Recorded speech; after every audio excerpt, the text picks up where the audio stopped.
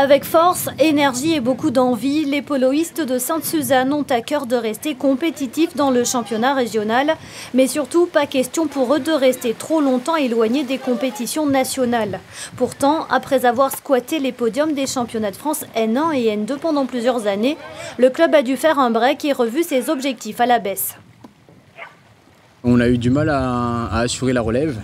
Et aussi le fait que ça devenait très compliqué pour nous de faire 4 voyages dans l'année. Ça implique un gros budget et les athlètes ne pouvaient plus assurer ça. Des contraintes financières qui contrarient les ambitions de tous les clubs. Cette année, le Niagara Kayak Club est rétrogradé en National 4 et les athlètes vont devoir patienter avant de côtoyer à nouveau le gratin du kayak polo. On espère au minimum 2 à 3 ans pour retrouver notre niveau qui est la N2 et la N1. Pendant des années où nous on a été très compétitifs, on a par défaut oublié nos jeunes. Et là on est en train de consolider à la base pour repartir de plus belle. Miser sur les jeunes pour assurer la relève, une feuille de route également adoptée par le Kayak Club de Takamaka. Mais problème, comme dans toutes les structures, pas facile de renouveler les effectifs et surtout de garder les jeunes, ce qui explique en partie que la discipline soit en perte de vitesse dans l'île.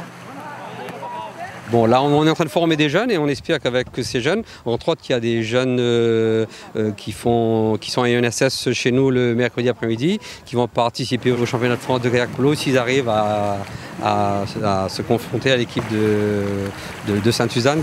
Le manque d'intérêt est tel que chez les filles, c'est presque le désert. Anne Noirot peut en témoigner. Ces 5 années de sélection en équipe de France sont loin.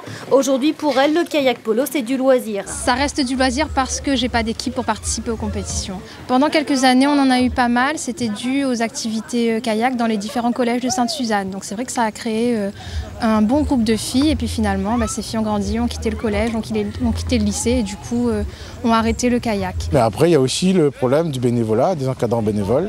On a presque plus de personnes, de jeunes aussi, qui sont motivés pour devenir entraîneurs. Manque de moyens humains, finances en berne, désintérêt pour la discipline, le comité régional a du pain sur la planche. Mais il espère que le futur stade en eau vive de Sainte-Suzanne insufflera un nouvel élan au kayak et ramènera du monde sur les plans d'eau.